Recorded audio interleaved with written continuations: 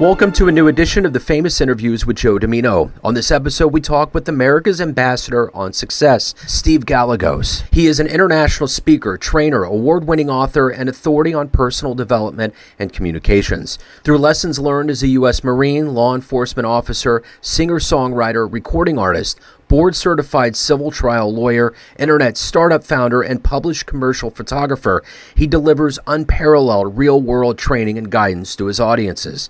He is also the founder and president of the Voices of Impact Awards, the premier event which celebrates and equips people with stories that inspire humanity. We get into this and so much more. Enjoy this interview. I'm wonderful. How are you today? Outstanding. Thank you very much for that question. Yeah, thank you for taking a minute out today. I appreciate it. I appreciate you for giving me the opportunity. Absolutely. So before we get into your life, very interesting life, I'm curious, how did you survive COVID? You know, you're a community-driven person.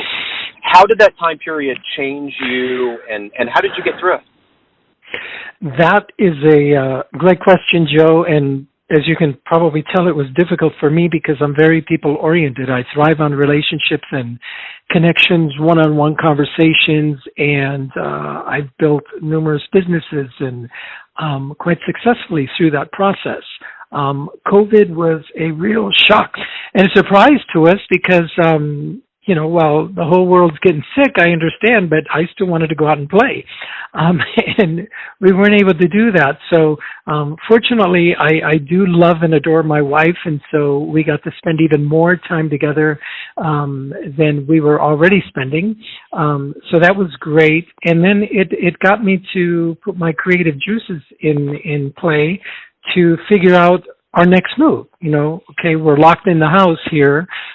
We can only go, actually we escaped on the weekends. We live in beautiful Denver, Rocky Mountains, and so on the weekends we would escape into the mountains and take photographs and do hiking and those kinds of things. So we did get out, but we were just not able to really connect with people and make friends. And we're new here in this community in Denver, so that was kind of difficult for both of us. But like I said, it got my creative juices flowing, and we were able to put some new businesses into play that we had been thinking about years prior. So you are the epitome of a Renaissance man. I mean, you use the right and left side of your brain pretty heavily, and I'm going to boil all of this down to something that everybody can understand. So I want to put you in front of a bunch of third graders at a career day, and one of the kids looks up and says, "What do you do for a living?" How would you explain that?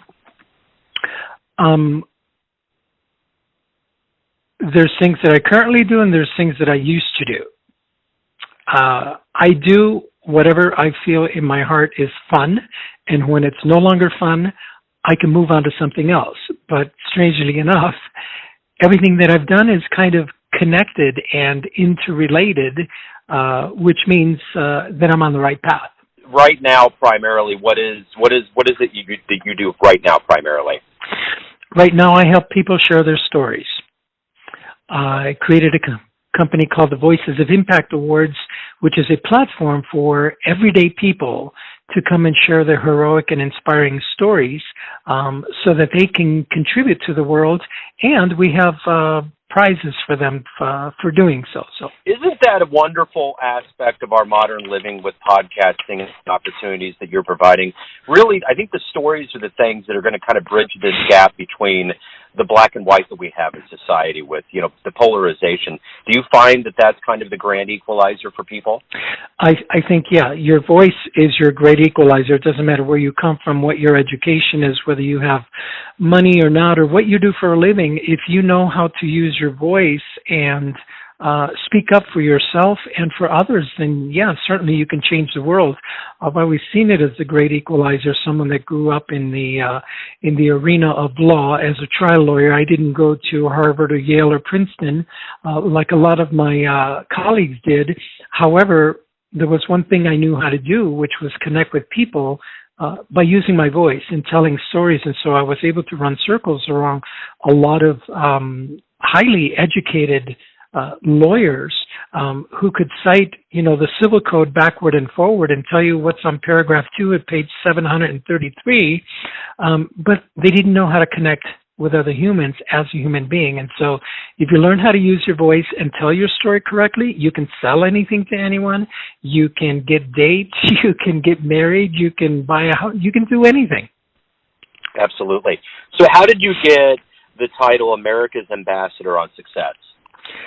Somebody gave me that a couple of years ago because they recognize, much like you did, that I've done a lot of things and been successful in a variety of careers. And all of that was by design. I didn't set out to be successful in each of those careers, but it just happened that I kept transitioning and moving up, stepping up into a greater level of responsibility, and finding success in each one of those roles. Obviously, there were challenges along the way. There were obstacles, discrimination, and those kinds of things that I had to overcome and deal with.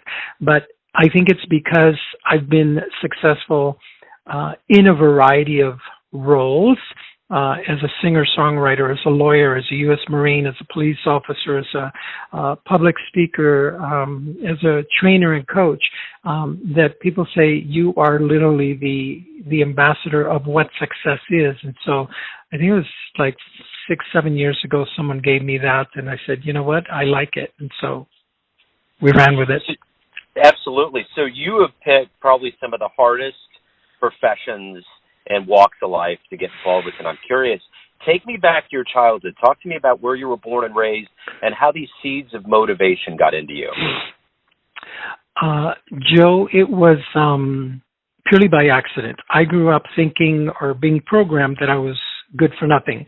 That's what my parents called me. It seemed that since I was early on, 3 or 4 years old, I couldn't do things right in their eyes. And so growing up thinking that I was good for nothing and being called good for nothing, the more good for nothing I became. So it's a message to those parents out there listening, be careful what you say to your kids, because whatever you're telling them that they are, they're going to probably become more of that until they figure out that they have the capacity and the ability to make a change. So by the time I'm 17 years old and in high school, I'm wanting to commit suicide. I tried several times to commit suicide, but something kept telling me, don't do it. And I'm growing up in the suburb of Chicago at this time. And so what happened was my high school girlfriend at the time gave me a book by Norman Vincent Peale called The Power of Positive Thinking. And I read some of the book. I honestly can tell you that I didn't understand 99% of what I read, but there were 7 words in there that impacted me, which were change your thoughts and change your life. Now, I didn't know what it meant to change your thoughts. I didn't know it was possible, but I knew that I could change my life because I had run away from home several times before and I enjoyed the experience. So I said, well, I'm going to change my life by, again, running away. But this time I'm 17, and so I ran away to join the Marine Corps. Talk about jumping from the frying pan into the fire. But it was during those 13 weeks of boot camp that I discovered that I wasn't the good for nothing that my parents and other adults in my life had previously programmed me to believe that I was. And I did it all I discovered it all because I helped 3 other individuals that were in my basic training class who were primarily Spanish speaking. They were really struggling with the academics because of the language. I took them, we would go into the showers every night after everyone had gone to bed, and we would study that day's materials, and I would translate it from English to Spanish. We would discuss it, and then I would have them answer me the questions in English, so I knew they understood it. Well, a couple of weeks went by, and one of the drill instructors came and found us at 2:30 in the morning in the shower, sitting on the floor, thinking that we were doing something stupid. What would 17-year-olds, 4 17-year-olds at 2:30 in the morning be doing in the shower? So he thought he was going to catch us doing something outrageous. And once he found out that all we were doing was studying and I was helping these guys, he said, carry on. Well, fast forward to the end of boot camp, I scored number 1 in the class. My 3 friends scored in the top 10. But as a result of that act that no one had asked me to do, no one had suggested it, I did it on my own. I helped these guys through. I was awarded the Platoon Honor Man designation, which is the equivalent of a valedictorian. given my first rank of private first class and awarded the Marine dress blue uniform, that beautiful uniform that's known all over the world. And so that was my first big lesson, that I can achieve my dreams helping others achieve theirs. And simply all I did was took my eyes off myself and put it on someone else that was struggling. And that's where my first lesson, how I knew that I had value, that I had something worthwhile to give to the world. And that's been my trajectory since then. So as bad as it is to have people around you that are saying things that, just putting you down, do you ever look back on your life and think that was very instrumental for the way that you developed and became who you are? 100%, because if I hadn't had that experience, I wouldn't have had the contrast. I wouldn't have had the framework within which to discover that I was something completely different, right? And so I think that we're all faced with these challenges and struggles, not just for the sake of going through the struggle, but this is our test. This is what we came here to learn in many respects, is that how to get through this, how to break through this, and then what we can become as a result of it. So has your family acknowledged all of your accomplishments and who you are? Is there a different relationship?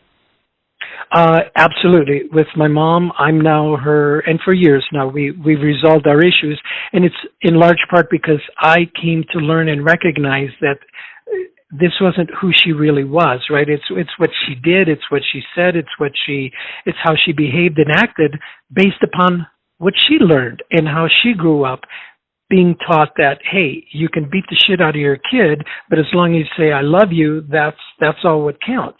And so once I recognized that that's how she grew up and how she was trained to display and express love, then I felt a certain level of compassion for her. And I was able to create a completely new, different relationship that we have now, where she considers me, out of all her kids, they're all her favorite. I'm sure she tells them that privately, but she says that to me privately. So yeah, so we have a great relationship now. So in those years where you were really struggling, and even after that, who would you have considered a hero or a role model that really fueled you and made you want to be better?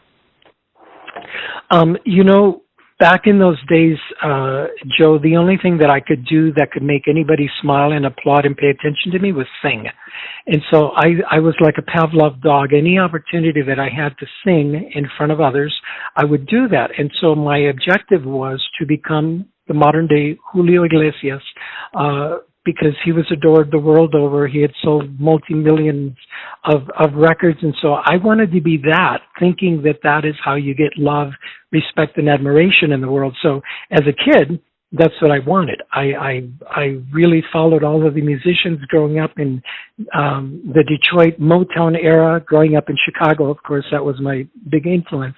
So I grew up really admiring and liking the Jackson 5 and Michael Jackson and his brothers and the Osmonds and the Temptations and those groups, and that's what I wanted to be. So I was inspired by music. Music is what kept me going. Music is what kept me alive at the time. So talk to me a little bit about your music career. How did that transpire, and how did that become something that you really wanted to pursue? Again, because when I was a kid and feeling I was good for nothing, quite often when the neighbors came over to visit with my mom, the neighbor ladies, etc., for tea, she would say, mijo, come and sing for the neighbor, come and sing. And so that to me was love, because I was getting attention. So that to me was respect and admiration, because people were applauding and saying, more, we want more of you. So I started singing when I was young, 7, 8 years old in school, and I would get the solos and I would get the attention. So this was my life's lesson that, hey, this is how you get love, is you sing. And so I went on into my young adult life wanting to, like I said, become the modern day Julio Iglesias. And after I got out of the Marine Corps, I moved to Los Angeles and I was pursuing my career there, built what I'd say a really nice career, really nice following. I had some level of success. I finally recorded my first CD in the year 2000 with my original music, and that CD was considered for a Grammy in a variety of categories. But I throughout all this, Joe, there was something missing. While I really loved the limelight and I aspired to it, I felt very depressed when I wasn't on stage. I felt very depressed when I wasn't in front of an audience. I felt very depressed and anxious when I wasn't singing. And it dawned on me that what I was chasing was not really the desire for fame and fortune. Yeah, I wanted to be the next Julio Iglesias, but not for those same reasons that he was Julio Iglesias. What I was looking for was love. And once I realized that love is what I was after, then it dawned on me also that there were other ways to get it. Because it turned out that I didn't like the music industry at all. I was also a music entertainment lawyer at the time. And so I got to see the inside of the industry that is just so negative and so predator. There's so many predators, right? Taking advantage of people with dreams and hopes and desires. And it's just a really, really negative environment if you don't know how to navigate your way through it. And so once I figured that out, I had to ask myself, why do I love this industry so much if it's so negative and it causes so much pain and heartache? And once I realized that I was looking for love, I said, okay, well, I'm out because there's other ways that I can get love. Absolutely. So let me ask you this. If you can meet anybody alive on the planet right now and have a conversation with them, who would you like to meet? Richard Branson. I'd love to meet Richard Branson because he, like me, is a rule breaker. He doesn't follow anything in the traditional sense. And not to say that, you should just go around breaking rules and not paying attention to an orderly society. Those rules exist for a reason. But I'm talking about the kinds of rules where, for example, I became a lawyer and I don't have a bachelor's degree, which is a requisite for a lawyer. But I was able to get into law school because of my experience as a police officer, my experience as a Marine, and I was able to pass what they call the entrance exam. And so I got in to a private school in California. And so I've done a lot of those things. For example, I became a citizen by asking then President Ronald Reagan for his help to do that. I personally met him. I had the opportunity while I was parking cars going to law school at night, and our company got the gig to serve Ronald and Nancy's. Ronald was having a party for Nancy's birthday at the Western White House in Santa Barbara, California. And so we got the gig, and I was one of the ones chosen and investigated by the Secret Service to provide the valet service. And during a break in the action, one of the agents comes up and says, "You guys want to meet the president?" And I said, "Sure." And I said, "Well, okay, don't talk to him. Wait for the photographer to set up and just stand there and, have your photo taken." Well, while we're standing there, I'm standing next to the President of the United States, and I look at him and say hello, and he says, "Hey, do you have any questions for me?" He says, "Matter of fact, I do." And I was having trouble. I had applied several times to become a citizen of the United States. I was born in Chile, came to this country when I was 7, and I served as a Marine and as a police officer without having been a citizen. So here I am. I've applied. I'm also subject to deportation because my passport had expired. My temporary visa had expired, and that's another long story. So I asked the president for his help, and he says, "You know what? When I get back to the White House, I'll look into this, so send me a letter." And I did. I sent him a letter with all of my commendations, my history, everything. And a couple months later, I receive a call while I'm at work at the parking lot from the commissioner of the INS himself, who says, "President Reagan forwarded me your letter, and I'm calling to tell you that we're in the process of completing your application." And so sure enough, here I was, a couple months later being sworn in as America's newest citizen. So Richard Branson, to answer your question, is the person that I would love to meet and sit down with and just ask him some really cool questions about how he did things and what he's got planned for the future. Wow, that's a wonderful story. Let me ask you this. In the realm of art, as a singer-songwriter, what was the album for you, or what was the art or book? What was the thing that really opened up your mind and made you embrace art in a whole new way? I would read, when I was pursuing my career as a singer-songwriter performer, I would read every single book on the subject. How to write, how to get published, how to perform, the business of music. And so I think one of the most impactful books for me was called the Hit Makers, which was a story. I think Riordan was the author's name. I forget his first name, Riordan. It was called The Hit Makers, and it's the story about the power players in the music industry and how the music industry really works with the pay-to-play, payola, getting paid under the table, and the whole history of this whole thing. And that really opened my eyes to what the music industry really was at the time and how it operated. And so that was one of the springboards for me to start to find ways to get out of the music industry. So when you lean back in the proverbial easy chair at the end of the day and think about your life and all of the things that you've done and accomplished, what are you the proudest of? I'm the proudest of what I haven't accomplished yet, because what I'm working on now with the Voices of Impact Awards is bigger than anything that I've ever done. It's a culmination of everything that I have done, bringing it together, and it just highlights and really underscores my mission in life, which is to bring other people along with me. I've had some great successes, and I've had some huge failures too. It hasn't all been, a beautiful roller coaster.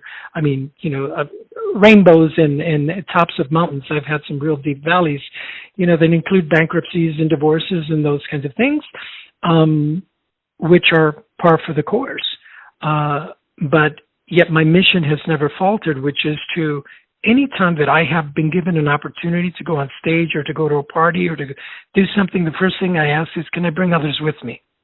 Right? Because I recognize that these opportunities aren't for me, for myself, but it's for me to open the doors to other people. And so with the Voices of Impact Awards, we're doing that. We launched it in September, and it's a platform for people to come and share their stories so they can become the heroes. Because I've been the hero enough. I've had so many people come up to me and say, Steve, thanks for sharing your story. You really moved me, inspired me. You motivated me to do something other than try and commit suicide, et cetera, et cetera. And I'm like, well, great. I'm so glad that my story touched you in that way. But you know what? You're just as powerful. You're just as remarkable. Go share your story. And it dawned on me, Joe, that there's really no place for the average person to share their story. Right? Oh, yeah, there's social media, but the only people that listen to you now on social media are your mom and dad and maybe your cat. And maybe your cat now and then ignores you. So that's why we created this. So of all the wisdom that you've accumulated over your life, I'm going to ask you this. Let's say you have a dream tonight and you run in to your 20-year-old version, and you can give that version of you a piece of advice based on what you've learned throughout your life. What would you tell that young version? That is a beautiful question, Joe. I would tell that young version that you are not your story. Because that young version of me, when I was in my late teens, early 20s, I was a loser. I was good for nothing. I was headed nowhere. And that's the story that I believed. Had someone told me at the time that you are not your story, right? Something that I've since learned. You're in the story. You're an actor playing a part in this story. In this case, Steve, you're the victim. In this case, you're the hero. In this case, you're the aggressor, right?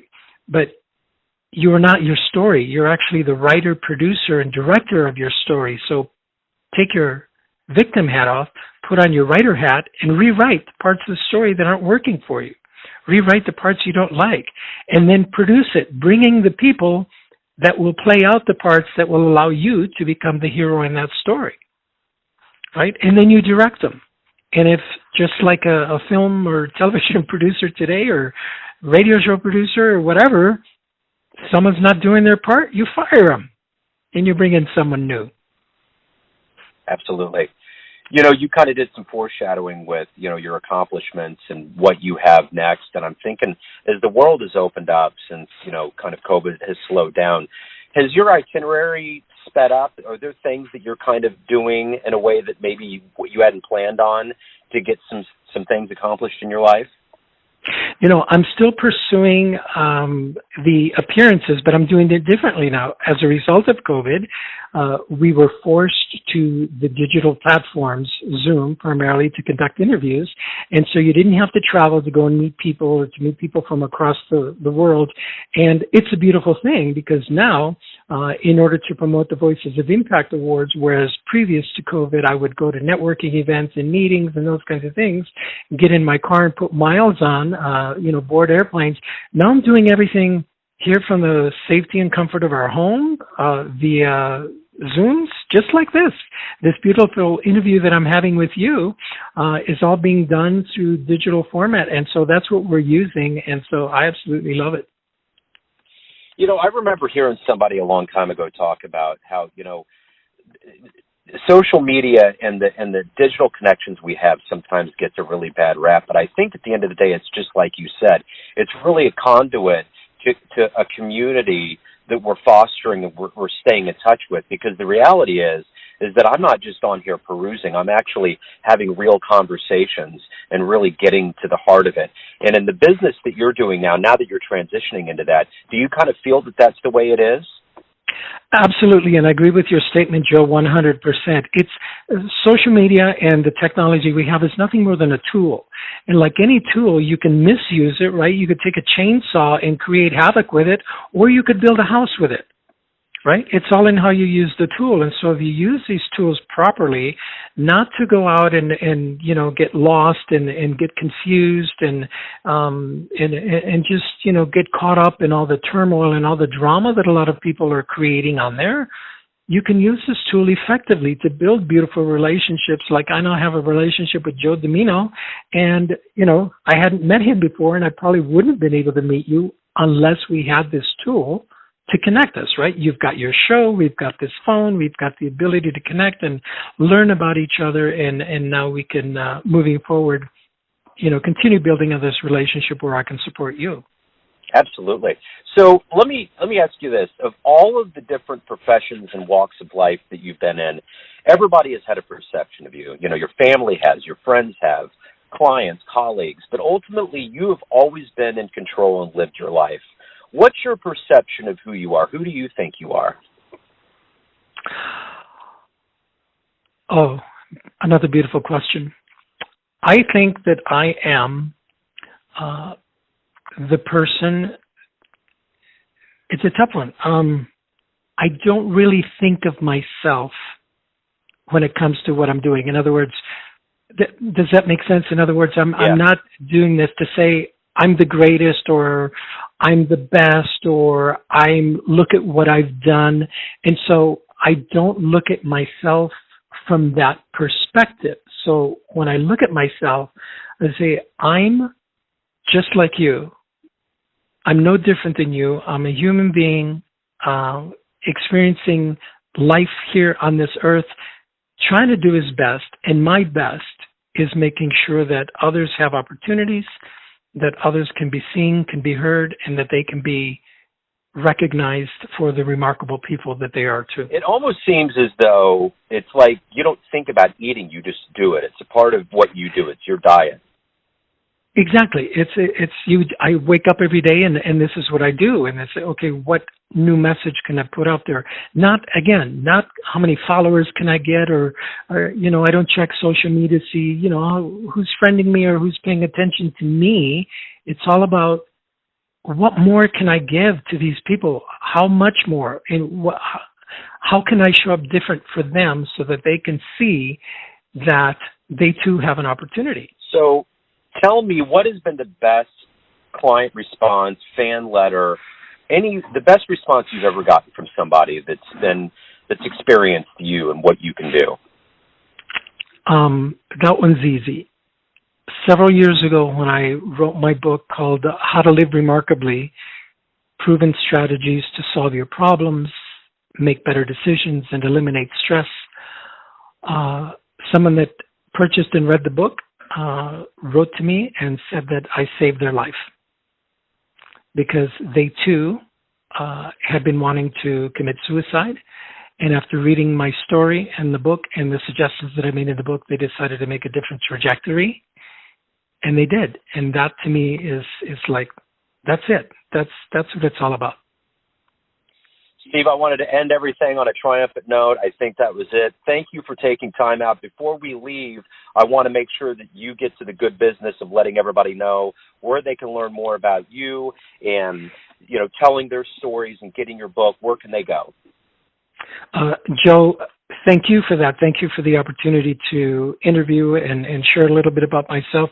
The first thing I would tell people is to contact you. First of all, to thank you for producing this show and bringing such beautiful people to their awareness that they can learn and be inspired from. So contact Joe and say, how can I reach Steve? And if you can't reach Joe because he's super busy himself, you can go to VOI, V as in Victor, VOIawards.com. I have a profile there, and you can learn more about me. You can send me emails, and more importantly, you can learn about yourself and register to become one of our storytellers. VOIawards.com. Wonderful. Steve, thank you very much for opening up. It's been great to get to know you. Thank you for being gracious with your time. Joe, I appreciate you and everything you're doing. Thank you. Thanks for tuning in to another famous interview with Joe Dimino, where we cover the world of art, business, literature, spirituality, and music from around the globe. If you want to hear more interviews, visit the Famous Interviews with Joe Dimino channel on YouTube. Thanks again for listening, and until next time.